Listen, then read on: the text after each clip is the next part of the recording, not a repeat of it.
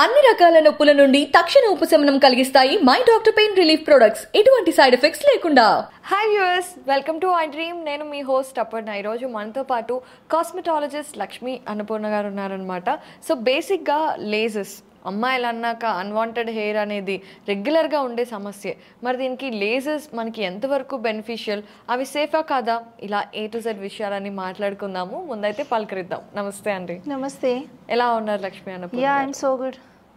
Beauty అనగానే మీరు చెప్పినంత వివరంగా చాలా తక్కువ మంది వివరిస్తూ ఉంటారనమాట. ఫ్రమ్ బేసిక్స్ టు డెప్త్స్ వరకు అన్నీ చెప్తూ ఉంటారు. సో మనం ఈరోజు అన్వాంటెడ్ హెయిర్స్ గురించి మాట్లాడుకుందాం. సో లక్ష్మీ అన్నపూర్ణ గారు, అన్వాంటెడ్ హెయిర్ అనేది అమ్మాయిలకి చాలా కామన్గా ఉండే సమస్య. అంటే మరి ఎక్కువగా లేకపోయినా కూడా రెగ్యులర్గా మనం ఇప్పుడు వ్యాక్సింగ్ కానివ్వండి, థ్రెడింగ్ కానివ్వండి, ప్లక్కింగ్ ఇలాంటి వాటితో పాటు లేజర్స్ అనేవి కూడా వచ్చాయి కదండి. సో ముందుగా అసలు ఈ ప్లక్కింగ్, థ్రెడ్డింగ్ గురించి మాట్లాడుకుందాం. ఆ తర్వాత waxing and then we will go to lasers. Sure. So ఈ ప్లక్కింగ్, థ్రెడ్డింగ్ పద్ధతి వల్ల మనకి బెనిఫిట్స్ ఏమన్నా ఉంటాయా? ఎందుకంటే చాలామంది ఇప్పటికీ కూడా అదే వాడుతూ ఉంటారు. మంత్లీ వన్స్ మెయింటెనెన్స్ సెషన్స్ లాగా ఎవ్రీ మంత్ థ్రెడింగ్ చేయించుకుంటూ ఉంటారు. ఐబ్రోస్ కానివ్వండి, అప్పర్ లిప్ కానివ్వండి. సో దీనివల్ల మనకి ఏమైనా ఇష్యూస్ ఉంటాయా అంటే?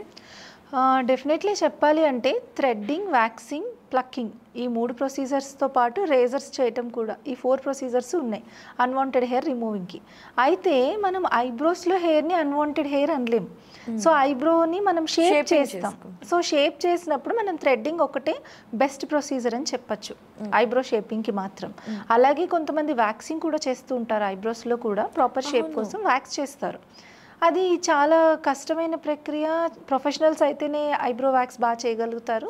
సో అది ప్రాబ్లం లేదు మనకి. అయితే ఇప్పుడు మనకి ఎక్కడ ఈ థ్రెడ్డింగ్, వ్యాక్సింగ్ ఇలాంటివి ఇంకా వేరే ప్లేసెస్లో మనం యూజ్ చేస్తున్నాము అంటే అప్పర్ లిప్ పైన అందరికీ హెయిర్ సహజంగా, మన ఫేస్ అంతా హెయిర్, మన బాడీ అంతా హెయిర్ ఉంటుంది. పర్టికులర్గా అబ్బాయిలకైతే మీసాలు, గడ్డాలు అందంగానే ఉంటుంది, కానీ అమ్మాయిలకి ఇష్యూ అది చాలా పెద్దది. కొంతమందికి చాలా విజిబుల్గా కనిపిస్తాయి, కొంతమందికి ఉన్న సన్నగా ఉంటాయి, అంత ఇబ్బందికరంగా ఉండవు. వాటిని విజిబుల్గా కనిపించే వాటిని మనం తొలగించడం కోసము ఈజీ ప్రాసెస్లో మనం వ్యాక్స్ కానీ, ప్లక్కింగ్ కానీ, థ్రెడ్డింగ్ కానీ చేస్తాం.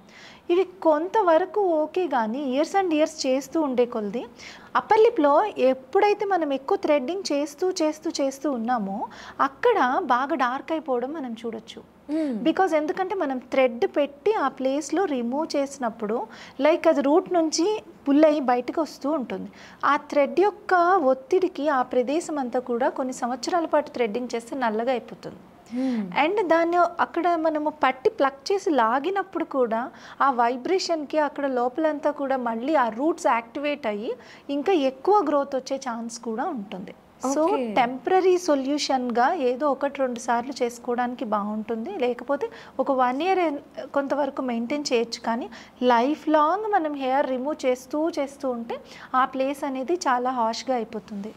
సో మామూలుగా మనం థ్రెడ్డింగ్ చేసినా, వ్యాక్సింగ్ చేసినా, ముఖ్యంగా రేజర్ విషయంలో అంటూ ఉంటారు, మనం రేజర్ యూస్ చేస్తే మళ్ళీ అక్కడ హెయిర్ గ్రోత్ అనేది చాలా ఎక్కువగా ఉంటుంది అని. అయితే అది నిజమే అంటారు? లేదు, అది అపోహే. అయితే రేజర్ యూస్ చేస్తే ఏమవుతుందంటే వచ్చే హెయిర్ చాలా థిక్గా అనిపిస్తుంది మనకి, కానీ హెయిర్ మల్టిప్లై అయ్యే ఛాన్స్ లేదు. ఓకే, సో థ్రెడ్డింగ్లో అయితే ఛాన్సెస్ ఉంటాయి, డెఫినెట్లీ ఉంటాయి. థ్రెడ్డింగ్ చేసినప్పుడు మనం గట్టిగా పట్టి లాగి రూట్ నుంచి తీస్తున్నప్పుడు అక్కడ లోపల ఇంకా ఆ యాక్టివేషన్స్ పెరిగి హెయిర్ 1-2 మల్టిప్లై అయ్యే ఛాన్స్ ఉంటుంది. కానీ రేజర్తో ఆ ప్రాబ్లం ఉండదు. కానీ రేజర్తో చేసినప్పుడు 1 dayలోనే మీకు హెయిర్ వచ్చేస్తుంది. బికాజ్ ఎందుకని, మనకు అది పైన మాత్రమే కట్ అవుతుంది రేజర్తో చేసినప్పుడు. అలాగే మనకి ఘాట్లు పడే ఛాన్స్ ఉంటుంది. సో అది కూడా మనం ఎక్కువగా నొక్కి పదే ప్రతిరోజు చేస్తే మళ్ళీ నల్లగా అయ్యే ఛాన్స్ ఉంటుంది. కానీ కంపారిటివ్లీ హెయిర్ మల్టిప్లై అవ్వడానికి ఛాన్స్ లేదు రేజర్ తోటి. ఓకే, సో ఆ విధంగా చేసుకోవచ్చు. అలాగే హ్యాండ్స్, లెగ్స్ హెయిర్ ఉందనుకోండి, దానికి మనం వ్యాక్సింగ్ మెథడ్ యూజ్ చేస్తాము. సో సెన్సిటివ్ స్కిన్స్లో వ్యాక్సింగ్ యూజ్ చేసినప్పటికీ కూడా సన్నగా ర్యాష్ రావటము అట్లాంటి ప్రాబ్లం అనేది మనము చూస్తూ ఉండొచ్చు. కాబట్టి ఏంటంటే వీటికి పర్మనెంట్ సొల్యూషన్స్ కింద మనం లేజర్స్ తీసుకోవచ్చు. కానీ తక్కువ హెయిర్ ఉంది, ఎక్కువ ప్రాబ్లమాటిక్గా లేదు అని అంటే వీళ్ళు మంత్లీ ఒకసారి వ్యాక్స్ చేసుకోవడం అనేది బెస్ట్ ప్రాసెస్ కిందే చేయొచ్చు. So coming to this, laser అనేది ఇప్పుడు చాలా మంది ఆప్ట్ చేసుకుంటున్నారు అనమాట. సో లేజర్ అనేది అందరికీ అవైలబిలిటీ కూడా ఎక్కువైపోయింది. సో ఇది సేఫే అంటారా? అంటే ఇప్పుడు టోటల్ బాడీ లేజర్స్ కూడా చేసుకుంటున్నారు కదండి, అందువల్ల అడగాల్సి వస్తుంది. Yeah sure. లేజర్ ఎప్పటి నుంచో ఉన్న టెక్నాలజీ ఇప్పుడు బాగా ఎక్కువగా విరివిగా అందరికీ అందుబాటులోకి వచ్చింది. ఒకప్పుడు లేజర్ ట్రీట్మెంట్ అనగానే చాలా రేర్ పీపుల్ చేయించుకునేవాళ్ళు. ఓన్లీ సెలబ్రిటీస్ మాత్రమే లేజర్ ట్రీట్మెంట్స్ లాంటివి చేసుకునేవాళ్ళు. అక్కడ ఒక ఊరు మొత్తం మీద ఎవరో ఒకళ్ళు బాగా డబ్బున్న వాళ్ళు ఎవరో ఒకళ్ళు చేసుకునేవాళ్ళు లేజర్స్. బట్ ఇప్పుడు అందరికీ అందుబాటులోకి వచ్చింది. అండ్ ప్రతి చోట కూడా మన కాస్మెటాలజీ క్లినిక్స్లో లేజర్స్ వచ్చేసాయి. అయితే లేజర్స్ అనేవి సేఫా కాదా అన్న విషయానికి వస్తే 100% సేఫ్. మనం ఎలాంటి లేజర్ ట్రీట్మెంట్ తీసుకుంటున్నాం అంటే వాళ్ళు ఏ టైప్ ఆఫ్ మిషనరీ యూస్ చేస్తున్నారు లేజర్స్కి, దాని ఫ్రీక్వెన్సీ ఎలా ఉంది, అది వాళ్ళు ప్రాపర్గా హ్యాండిల్ చేయగలుగుతారా లేదా, వాళ్ళ ఎక్స్పీరియన్స్ ఏంటి అనేది చూసుకుని వెళ్ళగలిగితే లేజర్ వల్ల మనకి సైడ్ ఎఫెక్ట్స్ జీరో. యాక్చువల్లీ మీరు మెషినరీ అంటున్నారు, అంటే అన్ని మెషిన్స్ లేజర్ మెషిన్స్ ఒకటి కాదా అండి? కాదు, డెఫినెట్లీ. ఇప్పుడు మనం ఫోన్లు చూడండి, అన్ని ఫోన్స్ ఒకటి కాదు. అవును, కొన్ని చైనా ఫోన్స్ ఉంటాయి, కొన్ని బ్రాండెడ్ ఫోన్స్ ఉంటాయి, ఐఫోన్స్ ఒకలా ఉంటాయి. అదేవిధంగా లేజర్ మిషనరీస్లో కూడా చాలా రకాలనేవి ఉన్నాయి. అలాగే లేజర్స్లో కూడా చాలా రకాలైనటువంటి లేజర్స్ కూడా ఉంటాయి అన్నమాట. సో ఆ లేజర్స్ మంచి లేజర్స్ అయి ఉండాలి, మనకి FDA అప్రూవ్డ్ అయి ఉండాలి, లేకపోతే మనకి స్కిన్కి ప్రాబ్లం అవుతుంది. అలాగే మార్కెట్లో IPL అంటే లేజర్కి బదులు IPL కూడా చాలామంది యూస్ చేస్తారు. అంటే ఏంటండి? సో లేజర్ ట్రీట్మెంట్ మీరు ఎప్పుడైనా ఏదైనా ఒక వీడియోలో కానీ ఎందులోనే చూసుంటే ఏం చేస్తారు, ఒక మిషనరీ ఉంటుంది, ఐస్కి మొత్తం అంతా క్లోజ్ చేసి చేసేవాళ్ళు కూడా ఆ లేజర్ రేస్ కళ్ళలో పడకుండా బ్లాక్ గాగుల్స్ అంతా పెట్టుకొని ఆ రేస్ అనేది మన స్కిన్ పైన పడేలాగా మనము ఇస్తూ ఉంటాం, రిఫ్లెక్ట్ అయ్యేలా చేస్తూ ఉంటాం. సో అదే చూస్తూ ఉండుంటారు, ఐ థింక్ మీరు ఏదైనా వీడియోస్లో చూసినా. సో దీని టెక్నాలజీ ఏంటి అని అంటే లేజర్ రేస్ స్కిన్ పైన పడినప్పుడు మనం ఫస్ట్ మన స్కిన్ పైన అన్వాంటెడ్ హెయిర్ ఏదైతే ఉందో దాన్ని రిమూవ్ చేసేస్తాం. మేము రిమూవ్ చేసేసి లేజర్కి జెల్ అప్లికేషన్ చేసి ఆ ప్లేస్లో ఎక్కడైతే అన్వాంటెడ్ హెయిర్ వస్తుందో అక్కడ లేజర్ రేస్ అనేవి స్కిన్ పైన రిఫ్లెక్ట్ అయ్యేలా చేస్తున్నాం. ఈ రిఫ్లెక్ట్ అయినప్పుడు ఏమవుతుంది, ఆ రేస్ స్కిన్లోకి వెళ్ళినప్పుడు స్కిన్లో ఉన్నటువంటి మెలనిన్ పిగ్మెంట్ని టార్గెట్ చేస్తుంది. ఆ మెలనిన్ పిగ్మెంట్ ఎక్కడ ఉంటుంది, హెయిర్ ఫాలికల్స్, హెయిర్ ఎట్లా ఉంటుంది, నల్లగా ఉంటుంది కదా, ఆ ఫాలికల్ మొదట్లో ఉన్న పిగ్మెంట్ని టార్గెట్ చేస్తుంది. సో ఎప్పుడైతే పిగ్మెంట్ని టార్గెట్ చేస్తుందో అప్పుడు మీకు ఆ రూట్ అనేది బర్న్ అవటం జరుగుతుంది. సో డిస్ట్రాయ్ అయిపోతుంది రూట్ అనేది. సో మీరు ప్రతి ఒక్క ప్లేస్లోనూ ఆ రేస్ అనేవి రిఫ్లెక్ట్ చేసుకుంటూ లేజర్ రేస్ పాస్ అయ్యేలా చేస్తూ వచ్చినప్పుడు జాగ్రత్తగా ప్రతి ఒక్క రూట్ బర్న్ అవుతూ ఉంటుంది. సో కొన్ని ఏమో చాలా స్ట్రాంగ్గా ఉంటాయి, వాటికి టైం టేకింగ్ ఎక్కువ పడుతుంది, కొన్ని సెషన్స్ ఎక్కువ కావాల్సి ఉంటుంది. కొన్ని ఫైన్ హెయిర్స్ ఏవైతే ఉంటాయో అవి తొందరగా డిస్ట్రాయ్ అయిపోవటం జరుగుతూ ఉంటుంది. ఇది దీని టెక్నాలజీ. అయితే ఈ ప్రొజెక్ట్ చేసే రేస్ ఏవైతే ఉన్నాయో ఈ రేస్ వచ్చేసి IPL రేస్ కూడా ఉంటాయి, అంటే ఇంటెన్స్ పల్స్ లైట్. అసలు అవి లేజర్ కాదు, సేమ్ టెక్నాలజీ లాగా కనిపిస్తుంది, సేమ్ ప్రొసీజర్ ఉంటుంది, మిషన్ కూడా ఇంచుమించు అలానే కనిపిస్తుంది ఆ మిషనరీ కూడా. అయితే అది IPL ఇంటెన్స్ పల్స్ లైట్. దీనికి దానికి ఏంటి వేరియేషన్ అని అంటే కాస్ట్ వేరియేషన్. ఇప్పుడు ఒక సరైన లేజర్ కొనాలి అంటే కనీసం minimum investment is 12 lakhs, 10 to 12 lakhs మధ్యలో మినిమం ఇన్వెస్ట్మెంట్. ఇక మ్యాక్సిమం విషయానికి వస్తే 1 crore దాకా కూడా లేజర్ మిషనరీస్ అనేవి మార్కెట్లో అవైలబుల్గా ఉన్నాయి. సో ఆ డాక్టర్ కానీ ఆ కాస్మెటాలజిస్ట్ కానీ వాళ్ళ బడ్జెట్లో చూసుకొని అందుబాటులో ఉన్న బడ్జెట్లో కొంచెం బెస్ట్ది చూస్ చేసుకొని తీసుకోవచ్చు లేజర్ మిషనరీ అనేది. ఈ IPL మిషనరీస్ అనేవి 1,00,000-1.5 నుంచి కూడా మార్కెట్లో అవైలబుల్గా ఉన్నాయి. ఇప్పుడు మనం మార్కెట్లో చూసినట్టయితే చాలామంది ఇంటికి వచ్చి కూడా హోమ్ సర్వీస్ లేజర్స్ ఇవ్వటం మనము చూస్తూ ఉన్నాం. యాక్చువల్గా ఆ మిషనరీస్ అనేవి మూవబుల్గా మనకి పోర్టబుల్గా తయారు చేసినవన్నీ కూడా చైనా మేడ్ మిషనరీసే ఉంటాయి. ఓకే, అంటే మీరు చెప్తున్న IPL లాంటివి అలాంటివి ఉంటాయి. ఈవెన్ డయోడ్ లేజర్స్లో కూడా మనకి చాలా మటుకు హోమ్ మేడ్ ఇట్లా ఇంటికి వెళ్ళి చేసేవి చిన్న చిన్న పోర్టబుల్ మిషనరీస్ వచ్చేసాయి. ఇవి అంత సేఫ్ కాదు, స్కిన్ బర్న్ అయ్యే ఛాన్స్ కూడా ఉంటుంది. ఇప్పుడు మనం ఒకసారి 2 సార్లు మనకేం ప్రాబ్లం రాలేదు, గాడ్ గ్రేస్ అనుకోవచ్చు. 3వసారి ఒకవేళ ప్రాబ్లం రావచ్చు, స్కిన్ బర్న్ అవ్వచ్చు, లేకపోతే స్కిన్ డార్క్గా అయ్యి ఫ్యూచర్లో పిగ్మెంటేషన్ వచ్చే ఛాన్స్ కూడా ఉంటుంది. కాబట్టి సరైన వేవ్ లెంత్, సరైన ఫ్రీక్వెన్సీ, సరైన ఫ్లూయెన్సీ అంతా కరెక్ట్గా యూస్ చేసే విధంగా ఆ మిషన్ ఉండాలి, FDA అప్రూవ్డ్ అయి ఉండాలి. సో అలాంటి మిషనరీ యూస్ చేసినప్పుడు మీకు ప్రాబ్లం రాదు. సో IPL లేజర్స్ అనేవి లేజర్స్ కాదు, IPL అంటారు. కానీ చాలామంది IPL లేజర్ అని కూడా యూజ్ చేస్తూ ఉంటారు. ఓకే. సో ఐపీఎల్ వల్ల అంటే స్కిన్ బర్నింగ్ కాకుండా ఏమైనా దీర్ఘకాలికమైన ఇష్యూస్ వచ్చే అవకాశం ఉందా? డెఫినెట్లీ మనకి లేజర్లో వచ్చేసి ఫ్రీక్వెన్సీస్ ప్రాపర్గా ఓవరాల్ స్కిన్కి అంతా కూడా సరిపడా అంటే అన్ని వైపులుగా సమానంగా మనకి దాని ఫ్రీక్వెన్సీ వస్తుంది. ఐపీఎల్లో మనకి ఇంటెన్స్ పల్స్ లైట్లో హీట్ చాలా ఎక్కువగా వచ్చేస్తుంది. స్కిన్ పైన ఎక్కువ హీట్ పడినప్పుడు మెయిన్ మనకు వచ్చే ప్రాబ్లం ఏంటి? పిగ్మెంటేషన్. సో పిగ్మెంటేషన్ ప్రాబ్లం అనేది ఫ్యూచర్లో వచ్చే ఛాన్స్ ఎక్కువగా కనిపిస్తూ ఉంటుంది. అలాగే కొంచెం చిన్న ఆదమరుపుగా ఉన్నా కానీ ఇమీడియట్గా అక్కడ బర్న్ అయ్యే ఛాన్స్ ఉంటుంది. చాలామంది లేజర్ ట్రీట్మెంట్కి వెళ్ళి అక్కడ బర్న్స్ లాంటివి తెచ్చుకున్న వాళ్ళని చూస్తూ ఉంటాం మనం. సో అది ప్రాబ్లం అనేది ఐపీఎల్లో మనం ఎక్కువగా చూస్తూ ఉంటాం. ఒకటి మనకి డయోడ్ లేజర్ వచ్చేసి ఎటువంటి ప్రాబ్లము ఉండదు, సేఫ్గా ఉంటుంది. డయోడ్ లేజర్ ఒకటి, ఆల్మా ఒకటి, అలెగ్జాండ్రస్ ఒకటి, ఇలా కొన్ని లేజర్స్ ఉన్నాయి. ఇవన్నీ కూడా ఎఫ్డీఏ అప్రూవ్డ్ ఉంటాయి, చాలా సేఫ్గా ఉంటాయి, ప్రాబ్లం ఉండదు వాళ్ళకి. సో అసలు అంటే FDA approved proper laser machines వీళ్ళ దగ్గర ఉన్నాయా లేదా, వీళ్ళు ఐపీఎల్ వాడుతున్నారా అనే విషయాలను మనం ఎలా తెలుసుకోవచ్చు? ఎలా తెలుసుకోవచ్చు అని అంటే మీకు మిషనరీస్ మీద అయితే అవగాహన ఉండదు, కామన్ పీపుల్కి కామన్గా. అయితే మనము ఫస్ట్ లేజర్ ట్రీట్మెంట్కి వెళ్ళేదే ఒక ప్రాబ్లం ఉంది దాన్ని సాల్వ్ చేసుకుని అందంగా కనిపించడం కోసం. అంటే మనకి ఇప్పుడు అప్పర్ లిప్ పైన హెయిర్ ఉంది, లేకపోతే చిన్ పైన హెయిర్ ఉంది, ఫేస్ పైన ఉందో రిమూవ్ చేసుకోవడానికి వెళ్తాం. సో అది రిమూవ్ చేసుకొని హ్యాపీగా బయటకు వస్తే ఓకే. అలా కాకుండా రిమూవ్ చేసుకున్న తర్వాత మళ్ళీ అక్కడ నల్ల మచ్చతో లేకపోతే ఒక బర్న్తో వస్తే ఒకటి పోగొట్టు ఒక్కో దానికోసం వెళ్ళి ఇంకొకటి తెచ్చుకున్నట్టు అవుతుంది. ఎగ్జాక్ట్లీ. సో కాబట్టి మీరు కన్సల్టేషన్ కోసం డాక్టర్ దగ్గరికి కానీ, మోస్ట్లీ డాక్టర్స్ అయితే మోస్ట్లీ చాలామంది బ్రాండెడ్స్ యూజ్ చేస్తున్నారు. కొంతమంది మనం చెప్పలేం కదా, ఒక్కొక్కరు ఒక్కొక్క విధంగా. సో వాళ్ళ దగ్గరికి వెళ్ళినప్పుడు మేడం నాకు ఫలానా సమస్య ఉంది, ఎన్ని సిట్టింగ్స్ పడతాయి, ఇవన్నీ మీరు అడుగుతారు కదా. అడిగినప్పుడు మీరు ఏం లేజర్స్ యూజ్ చేస్తున్నారు అనేది వాళ్ళని అడగాలి. సో అక్కడ వాళ్ళ నాలెడ్జ్ అనేది మనకు అర్థమవుతుంది. మేము డయోడ్ లేజర్ యూజ్ చేస్తున్నాము, లేకపోతే మేము ఆల్మా లేజర్ యూజ్ చేస్తున్నాము, ఇది ఎఫ్డీఏ అప్రూవ్డ్ అనేది వాళ్ళు క్లియర్గా చెప్పగలిగితే. ఇంకొకటి ఏంటంటే మనకి మోసం అనేది మనం పూర్తిగా కనిపెట్టలేం, బట్ పర్సన్ యొక్క నాలెడ్జ్ బట్టి కూడా ఉంటుంది. సో అదంతా మీరు 1కి 4 సార్లు క్లియర్గా కనుక్కొని దెన్ ఆ తర్వాత మీరు ట్రీట్మెంట్ ప్రొసీడ్ అవ్వడం బెటర్. అంతేగాని ఏదో వాళ్ళు చెప్పారు మనం వెళ్ళాము చేంజ్ చేసుకున్నాము అన్నట్టు కాకుండా మీరు కూడా అంటే చేయించుకునే వాళ్ళు కూడా కొంత అవగాహనతో వివరాలన్నీ క్లియర్గా అడిగి తెలుసుకుంటే లేజర్ ట్రీట్మెంట్ అనేది అస్సలు ఎటువంటి సైడ్ ఎఫెక్ట్ లేకుండా చాలా సేఫ్గా ఉంటుంది. చాలా చక్కగా హెయిర్ అనేది మనకి ఫ్యూచర్లో ఎక్కువ కాకుండా కూడా ఉంటుంది. ఓకే. సో కాస్ట్ ఎఫెక్టివ్ అండి, అంటే లేజర్ అనేది కొంచెం కాస్ట్లీగా అనిపిస్తాయి కదా. సో మనం కాస్ట్ బట్టి కూడా వాళ్ళు ఏం వాడుతున్నారు మెషినరీ అని అంచనా వేయచ్చు డెఫినెట్లీ. ఎందుకంటే ఇప్పుడు ఒకప్పుడు లేజర్ ట్రీట్మెంట్ ఇప్పుడు 10 lakhs 12 lakhs చెప్పాను స్టార్టింగ్ నేను.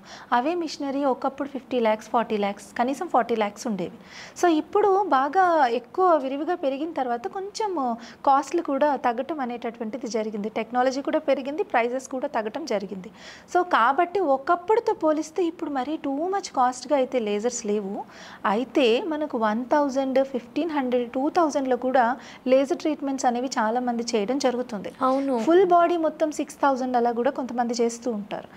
ఒక లేజర్ మిషనరీ మీరు ప్రాపర్ది వాడినట్టయితే దాన్ని పర్ఫెక్ట్గా మీరు ఫుల్ బాడీ ట్రీట్మెంట్ చేస్తున్నారు అని అంటే 6000లో ఒక సిట్టింగ్ ఇవ్వడం అనేది ఇంపాసిబుల్, అసలు వర్కౌట్ అవ్వదు. అండ్ అదేవిధంగా ఫుల్ ఫేస్ కూడా మనకి 1000 రూపీస్ 800 రూపీస్ అలా కూడా లేజర్స్ చేయటం చూస్తున్నాం.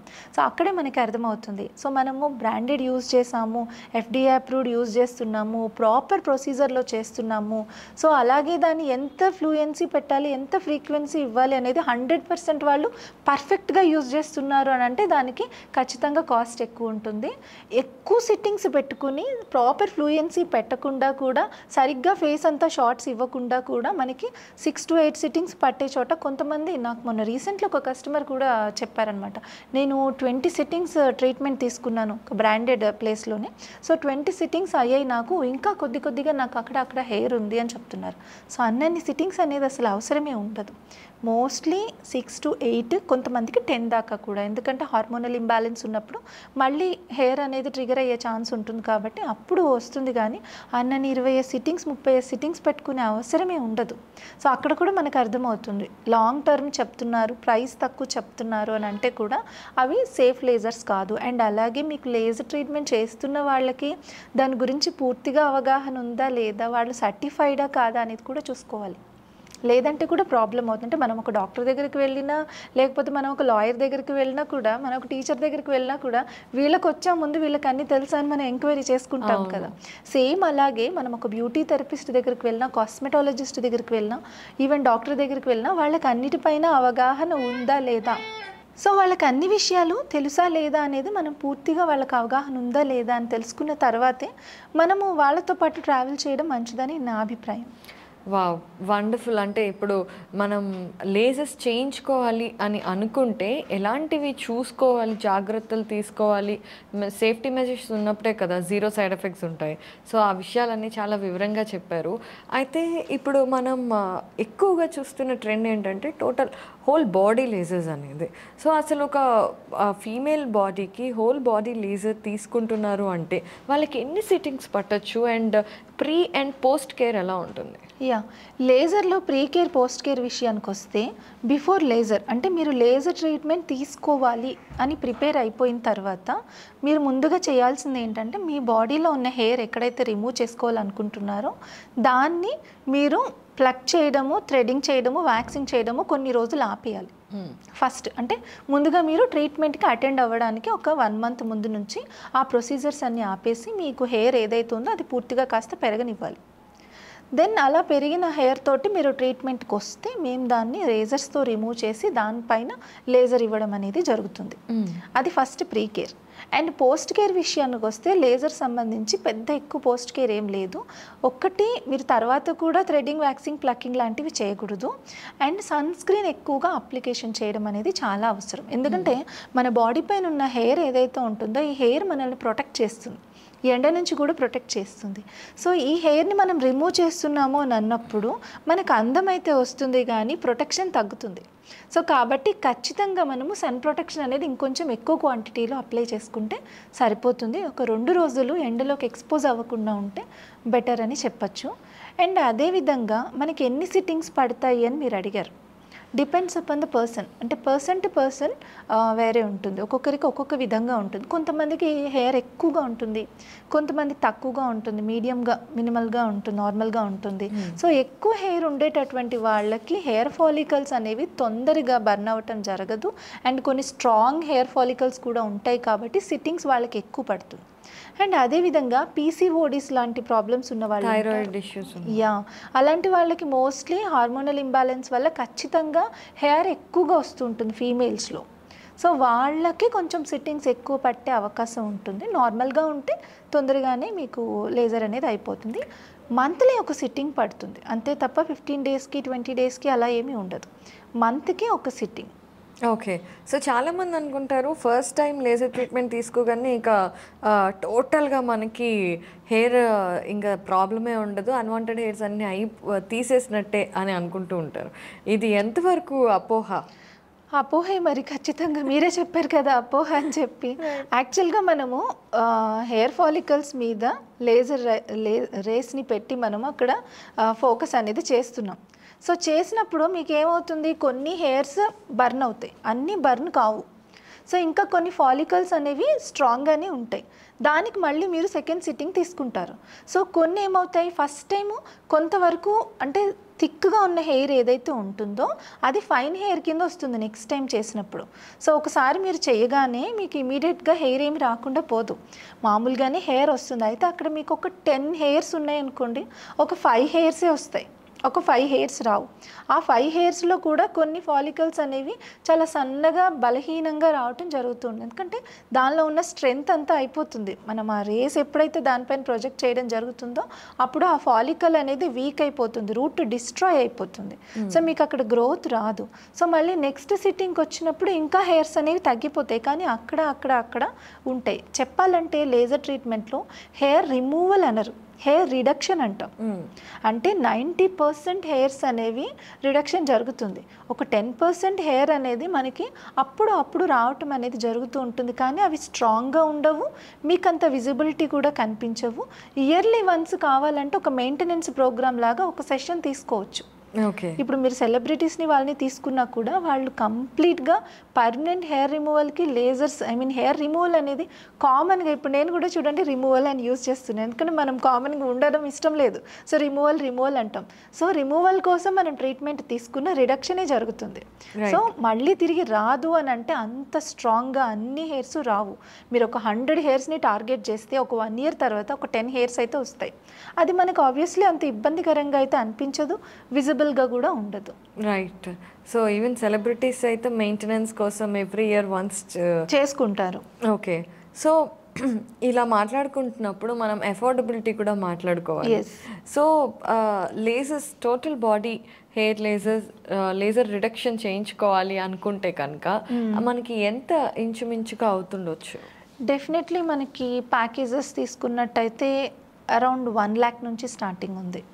అంటే కంప్లీట్ 6 సెషన్స్ గురించి చెప్తున్నాను నేను సౌందర్యలహరిలో పెట్టిన ప్రైజెస్ చెప్తున్నాను. And we are using triple wavelength diode lasers use చేస్తున్నాము, సుప్రానో లేజర్ యూజ్ చేస్తున్నాము. సో టెక్నాలజీ పరంగా తీసుకున్నట్టయితే FDA అప్రూవ్డ్ మనకి జర్మన్ టెక్నాలజీతో ఉంది. సో మేము చేసే లేజర్స్ 100% సేఫ్ ఉంటాయి, సైడ్ ఎఫెక్ట్స్ ఉండవు, అండ్ ఎటువంటి స్టాఫ్ కానీ ఎవరు లేజర్స్ని హ్యాండిల్ చేయటం జరగదు. సో ఇక్కడ నేను మాత్రమే ట్రీట్మెంట్ ఇవ్వటం జరుగుతుంది కాబట్టి ఎటువంటి బర్న్స్ అయ్యే ఛాన్సెస్ ఉండదు. సో చాలా సేఫ్గా లేజర్ ట్రీట్మెంట్ అనేది తీసుకోవచ్చు సౌందర్యలహరిలో.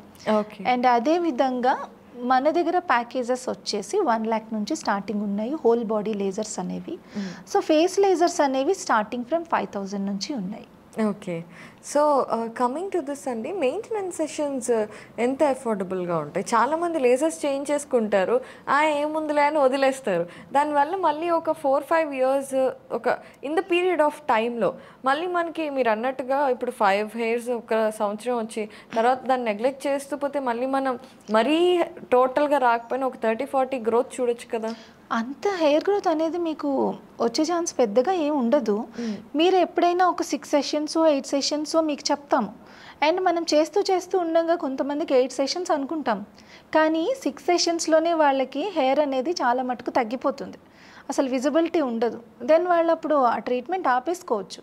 మళ్ళీ ఒక 1 year తర్వాత కొద్దిగా హెయిర్ వస్తుంది అన్నప్పుడు ఒక్క సెషన్ తీసుకుంటే చాలు. మళ్ళీ ఇంకొక 1 year తర్వాత ఏదో ఉందనుకోండి ఒక్క సెషన్ తీసుకుంటారు, అది వాళ్ళకి అంత కాస్ట్ అనిపించదు. సో చాలా రీజనబుల్గా అనేటటువంటిది మనకి ఉంది తప్ప అంత మనం తెలియకపోతే దాని గురించి ఎక్కువగా లేనిపోనివేవో కల్పించి చెప్పచ్చు. కానీ చేయించుకునే వాళ్ళు కూడా కొంత అవగాహన పెంచుకుంటే, నేనైతే పూర్తి అవేర్నెస్ అనేది పీపుల్కి కలిగించాలనే ఒక ఉద్దేశంతోనే లేజర్స్ గురించి ఎక్స్ప్లెయిన్ చేయడం జరుగుతుంది. అండ్ వచ్చిన వాళ్ళు ఎవరైతే క్లయింట్స్ కస్టమర్స్ ఉంటారో వాళ్ళకి కూడా ఫుల్ ఫ్లెడ్జ్డ్గా దీని గురించి నాలెడ్జ్ ఇవ్వడం జరుగుతుంది. వాళ్ళు ఎలా మెయింటైన్ చేయాలి, వాళ్ళు మళ్ళీ ఒకవేళ సెషన్స్ తీసుకోవాలంటే ఎలా తీసుకోవాలి, ఎంత ఛార్జ్ ఉంటుంది, ఇవన్నీ ముందుగా వాళ్ళకి చెప్పి అప్పుడే వాళ్ళకి ట్రీట్మెంట్ ఇవ్వటం అనేటటువంటిది జరుగుతుంది. ఓకే. సో మీరు కూడా ఎప్పుడైనా లేజర్స్ చేయించుకోవాలి అనుకున్నప్పుడు హెయిర్ రిడక్షన్ కోసం డెఫినెట్గా లక్ష్మీ అన్నపూర్ణ గారు చెప్పినవన్నీ కూడా మైండ్లో పెట్టుకొని ఆ పాయింట్స్ చెక్ లిస్ట్ అంతా రెడీగా చూసుకొని అవగాహన పెంచుకుంటే రాంగ్ ట్రీట్మెంట్స్లోకి వెళ్ళి ఇబ్బంది పడకుండా సేఫ్గా మనం అనుకున్న బెనిఫిట్స్ని సౌందర్యాన్ని పెంచుకోవచ్చు. ష్యూర్. సో లక్ష్మి గారు చాలా అద్భుతంగా లేజర్స్ ట్రీట్మెంట్స్ గురించి చాలా బాగా వివరించి చెప్పారు. ఐ హోప్ ఎవరికైతే చిన్న చిన్న డౌట్స్ ఉన్నాయో కన్ఫ్యూషన్స్ ఉన్నాయో అన్నీ క్లియర్ అయిపోయి ఉంటాయి. ఇంత చక్కగా వివరించినందుకు థ్యాంక్స్ ఎ లాట్ అండి. Thank you.